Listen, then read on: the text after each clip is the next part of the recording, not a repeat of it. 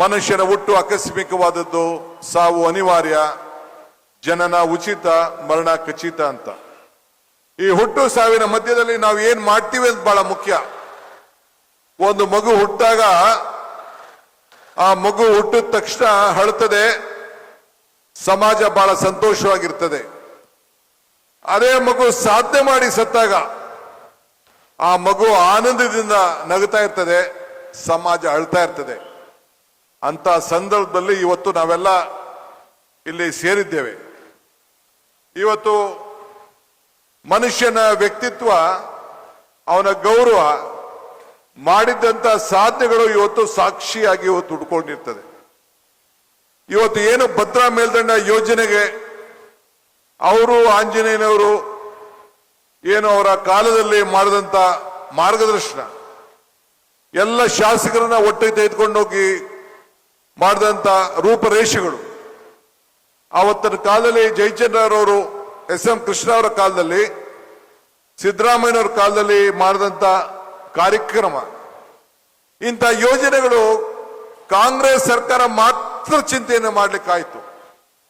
ಈಗಾಗಲೇ ಸಿದ್ದರಾಮಯ್ಯ ಸಾಹೇಬರು ಹೇಳ್ದಂಗೆ ಏನು ಬಿಜೆಪಿ ಸರ್ಕಾರ ಇದ್ದಂತ ಸಂದರ್ಭದಲ್ಲಿ ಭದ್ರಾ ಮೇಲ್ದಂಡ ಯೋಜನೆಗೆ 5,400 ಕೋಟಿ ರೂಪಾಯಿ ಕೊಡ್ತೇನೆ ಅಂತ ಹೇಳಿ ನಿರ್ಮಲಾ ಸೀತಾರಾಮನ್ ಅವರು ಬಜೆಟ್ ಏನು ಬೋಧನೆ ಮಾಡಿದ್ರು, ಅದನ್ನ ವಾಪಸ್ಸು ಬೊಂಬಾಯಿರವರು ಆ ಬಜೆಟ್ ಅಲ್ಲಿ ತೆಗೆದುಕೊಂಡು ಬಂದ್ರು.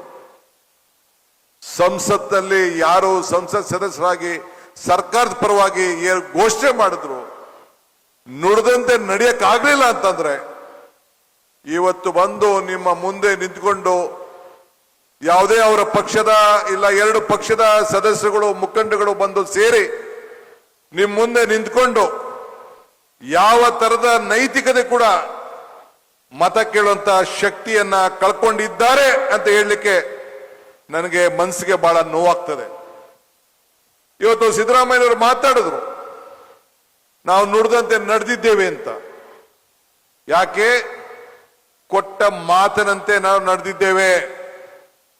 ಚುನಾವಣೆಗೆ ಬಂದಾಗ ನಾನು ಹೇಳಿದೆ, ಕಮಲ ಕೆರೆಯಲ್ಲಿದ್ದರೆ ಚಂದ, ತೆನೆ ಹೊಲದಲ್ಲಿದ್ದರೆ ಚಂದ, ಈ ದಾನ ಧರ್ಮ ಮಾಡುವ ಕೈ ಅಧಿಕಾರದಲ್ಲಿದ್ದರೆ ಮಾತ್ರ ಚಂದ ಅಂತ ಹೇಳಿದೆ ನಾನು.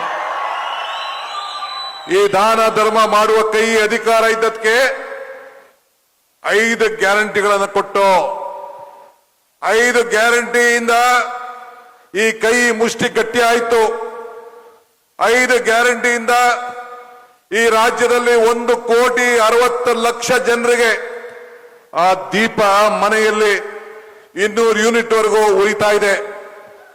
1,21,00,000 ತಾಯಂದಿರು ಮನೆ ಯಜಮಾನಿಯರಿಗೆ ನೇರವಾಗಿ ಅವರ ಕುಟುಂಬಕ್ಕೆ 2,000 ರೂಪಾಯಿ ಹೋಗ್ತಾ ಇದೆ. ಬೆಲೆಗಳು ಗಗನಕ್ಕೆ ಹೋಗ್ತಾ ಇದೆ, ಆದಾಯ ಪಾತಾಳಕ್ಕೆ ಹೋಗ್ತಾ ಇದೆ. ಇಂಥ ಸಂದರ್ಭದಲ್ಲಿ ಅನ್ನ ರಾಮಯ್ಯ ಸಿದ್ದರಾಮಯ್ಯ 10 kg ಅಕ್ಕಿ ಕೊಡಬೇಕು ಅಂತೇಳಿ ಘೋಷಣೆಯನ್ನ ಮಾಡಿತು.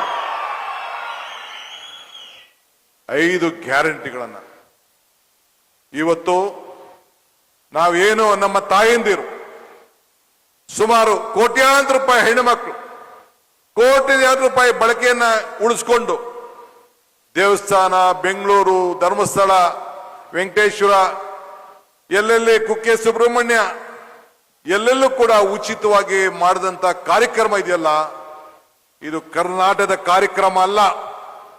ಸಿದ್ದರಾಮಯ್ಯನವರು, ಡಿ.ಕೆ. ಶಿವಕುಮಾರ್ ಕಾರ್ಯಕ್ರಮ ಅಲ್ಲ ಇದು. ಈ ರಾಜ್ಯದ ಬಡತೆ ಜನತೆಗೆ ನೀವು ಏನು ಸಿದ್ದರಾಮಯ್ಯನವರು, ಡಿ.ಕೆ. ಶಿವಕುಮಾರ್ಗೆ ಅಧಿಕಾರವನ್ನು ಕೊಟ್ಟಲ್ಲ, ನಿಮ್ಮ ಋಣ ತೀರಿಸುವಂತ ಕಾರ್ಯಕ್ರಮವನ್ನು ಇವತ್ತು ನಾವು ಮಾಡಿಕೊಂಡು ನಾವು ಬಂದಿದ್ದೇವೆ. ಇಂಥ ಒಂದು ಕಾರ್ಯಕ್ರಮವನ್ನ ಇವತ್ತು ನಮ್ಮ ಜನತಾದಳದ ಮತ್ತು ಬಿಜೆಪಿ ಸ್ನೇಹಿತರು ಮಾಡಕ್ಕಾಗ್ಲಿಲ್ಲ. ನೀವು ಸಣ್ಣ ಆಗ್ಬೇಕಲ್ವಾ? ಅದು ಒಂದು ಉತ್ತಮ ಆಹಾರದಿಂದ ಸಣ್ಣ ಆಗ್ಬೇಕಲ್ವಾ? ಪ್ರತಿದಿನ ನಮ್ಮ ಜೀನಿ ಸ್ಲಿಮ್ ನ ಯೂಸ್ ಮಾಡಿ ಯಾವುದೇ ಸೈಡ್ ಎಫೆಕ್ಟ್ ಇಲ್ದಂಗೆ ನೀವು ಸಣ್ಣ ಆಗ್ತೀರಾ.